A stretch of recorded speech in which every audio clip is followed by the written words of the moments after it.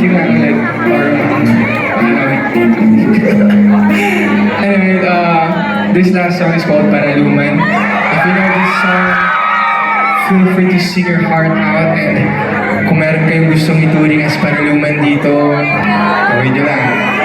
Okay?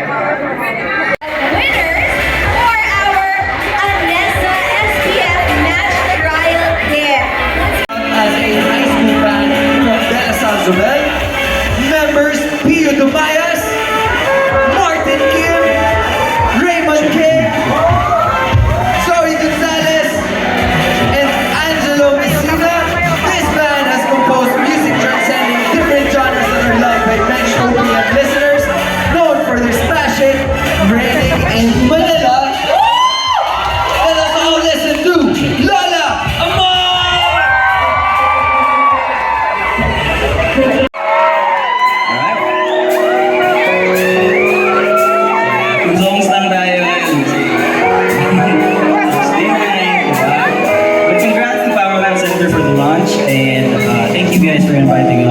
First time namin tumutog dito sa spot ng music.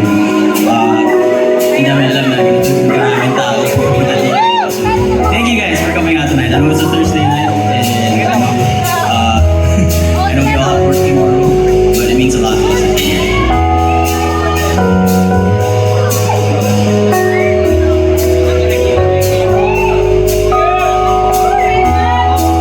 Alright, so for this last song, I'm gonna need your help, guys. Especially the first few customers who have been here since Monday.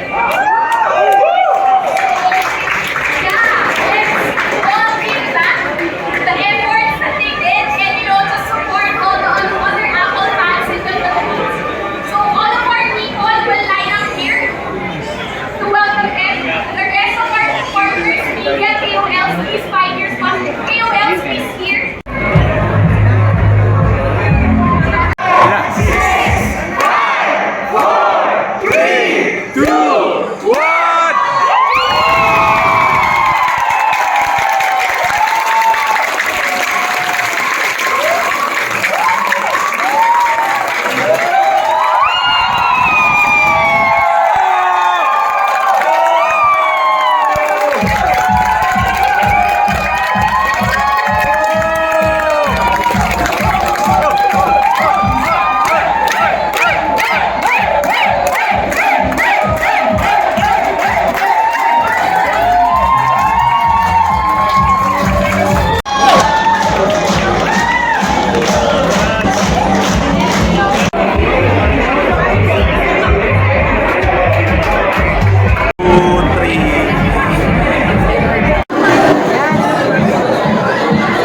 Ito nga, pumunta na tayo sa Power Max Center sa Greenbelt para ma-check itong iPhone 15 series. Check mo natin itong standard version, and makikita nyo naman na dalawa lang yung camera sa harap, and since ito yung standard na iPhone 15, meron pa rin siya nung A16 lang na Bionic na processor, which meron sa mga previous na iPhone models.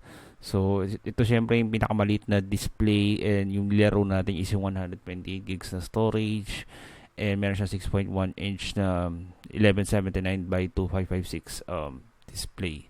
And syempre makita nyo na naman na kahit on this one na kaya niya mag-shoot ng up to 60 fps na 4K, pero mapapansin nyo na wala rito 24 fps na shooting capability on this one. Pero sa photos din naman maganda naman yung pagkaka-check naman itong iPhone 15. And ito na, tumalo na tayo doon sa yung pinakamahal sa lineup, which yung iPhone 15 Pro Max, which is lahat ng variants is all on titanium body. Tipong mas malaki siya, meron siyang 6.7 inch na retina display, 19.5 by 9 aspect ratio. And kaya nung nasabi nga sa mga nabanggit sa mga international reviews na even at itong size, napakagaan niya kumpara yun sa mga ibang mga Pro Max models ng iPhone. hindi ko naramdaman yung bigat, as in ano, ang laki ng difference. Hindi ko naman masyado na check for now, hindi ko naramdaman yung difference ng mas bago na A17 Pro processor on this one, except no, makikita niyo naman na mas malawak yung range ng kanyang zooming capability. And kung makikita nyo naman na meron siyang 24 FPS na 4K shooting or video shooting capability on this one. And nakakapanibago lang din na since ito yung first sa series ng iPhone na makita tayo ng USB-C.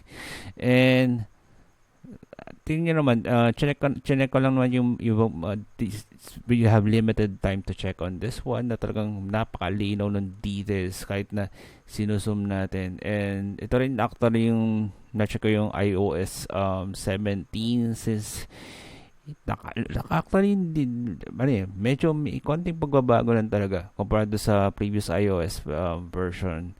And ito nga pala is 256 gig storage, and yung Pro Max is also available in 512 gigs and 1 terabyte storage. And as of this time, meron siya may ibang offers sa lahat ng iPhone series through their partner banks, na makikita nyo sa blog post on this one.